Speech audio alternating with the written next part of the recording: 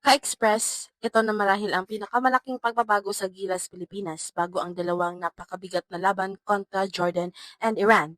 Matapos ang mahabang panahon na hindi sabay-sabay na available ang kanilang pinakamalaking sentro, kay Soto, Junior Fajardo and AG Edu, ay ngayon nasa Gilas picture para sa crucial August window ng 2027 FIBA World Cup Asian Qualifiers. Ang pinakamalaking balita syempre ay ang pagbabalik ni Kai. Sumipot ang 7'3" big man sa unang ensayo ng Gilas noong August 17 sa San Miguel Corporation Sports Facility.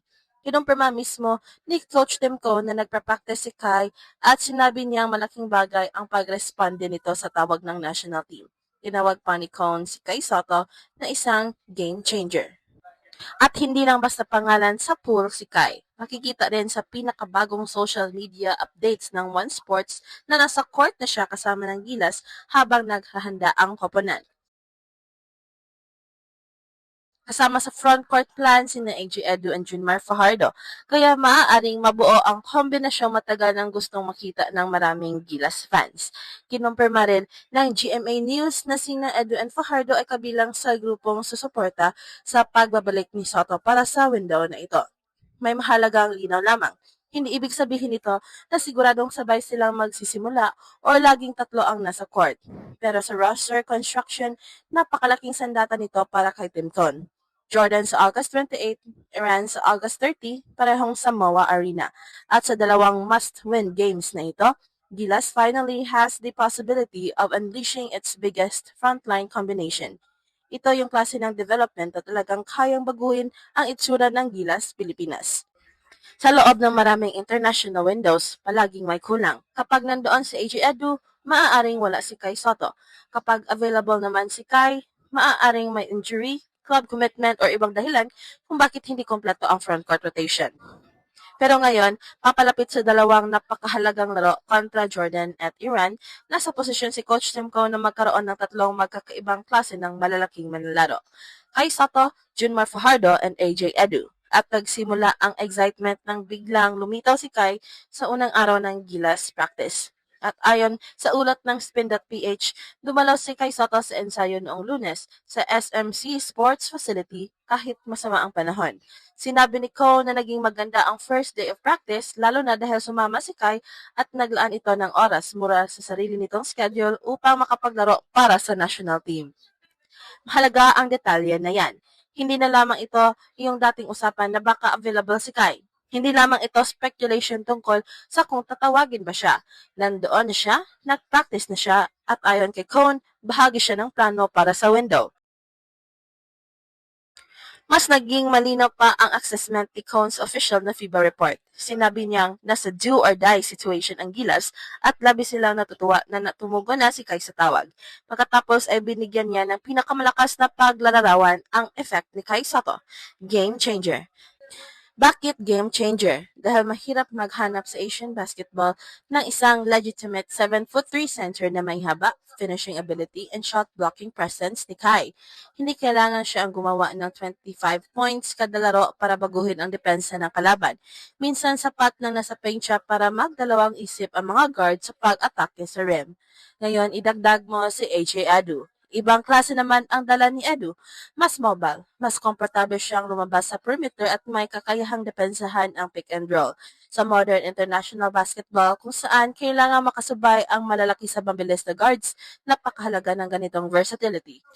Pagkatapos, meron kang Junmar Fajardo. Ito ang veteran anchor. Hindi kailangang patunayan ni Junmar kung gaano siya kalakas sa ilalim, ang kanyang footwork, lakas sa low post, rebounding, and experience sa international basketball ang maaaring magsilbing stabilizer ng front court. At napaka-special ng window na ito para kay Fajardo dahil inuulat na maaari itong maging bahagi ng kanyang huling tour of duty sa national team. Kaya isipin ninyo ang options ni Tim Cone. Kung kailangan ng size and rim protection, Kai and Edu. Kung kailangan ng physical half-court basketball, Junmar. Kung may foul trouble ang isa, hindi agad babagsak ang kalidad ng sentro. At kung gustong maglaro ni Cone ng dalawang big men ng sabay, napakaraming maaaring kombinasyon. Kai Junmar, AJ Junmar. At sa piling sitwasyon, pwede rin pag-isipan ang napakalaking lineup na may dalawang tunay na sentro at isang mobile big. Hindi natin sinasabing literal na tatlo silang sabay-sabay na ipapasok ng matagal. Sa modern basketball, mahirap iyon dahil kailangan pa rin ng spacing at bilis. Pero ang tunay na halaga ng Triple Towers ay hindi lamang ang sabay-sabay nilang presence. Ang tunay na halaga nito ay depth. Sa loob ng 40 minutes na FIBA game, maaaring halos 8 sandali na kailangan maglaro ang gilas ng undersize sa sentro. At para sa koponang desperadong makakuha ng panalo sa second round, napakalaking luxury niyan. Dito nagiging mas seryoso ang usapan. Hindi exhibition games ang paparating, hindi tune-up games. Ang laban kontra Jordan sa August 28 and Iran sa August 30 sa Mall of Asia Arena ay bahagi ng second round ng 2027 FIBA Basketball World Cup Asian Qualifiers. At mismong si Coach Timcon ang naglarawan sa sitwasyon bilang do or die.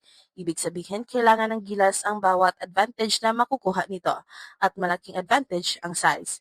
Parehong sanay ang Jordan and Iran sa physical na basketball. Hindi madaling basta pumasok sa paint, kumuha ng rebound at kontrolin ang laro kapag mahina or manipis ang frontcourt rotation. Kaya napakahalaga ng timing ng pagbabalik ni Kai. May dalawang malaking manlalaro sana ang gilas na maaari ring makatulong.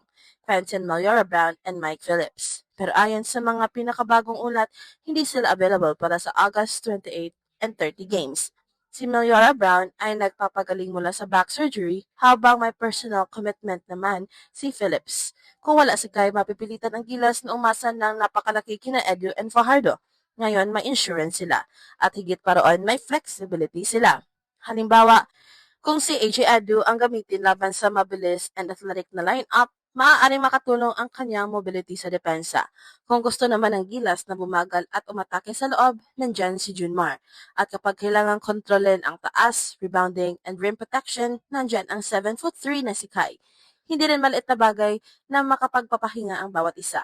Sa halip na piliting maglaro ng napakahabang minutes ang isang center, maaaring hatiin ni Cone ang trabaho. Fresh leg sa fourth quarter, mas kaunting pagkakataong mapwersa ang isang player dahil sa foul trouble at mas maraming tactical adjustments. Ito ang dahilan kung bakit maraming maging mas mapanganib ang Gilas frontcourt ngayon kaysa sa nakaraang windows. At magandang palatandaan din ang nakikita sa social media. Naglabas ang One Sports ng updates tungkol sa pagbabalik ni Kai sa Gilas Court at malinaw na malaking development ito sa kampo ng national team. Samantala, nakalista rin sina AJ Edu and Junmar Fajardo kasama sa kasalukuyang frontline options ng Gilas sa mga pinakabagong ulat bago ang Jordan Iran homestand. Pero kailangan natin maging eksakto. Ang pagiging available nilang tatlo ay hindi otomatikong nangangahulugan na wala silang kahit anong physical limitation na siguradong tatlo silang makakasama sa final 12. Ang final lineup at eksaktong rotations ay decision pa rin ng coaching staff. At ito ang Express Info kung saan bawat kwento ginulat ang mundo.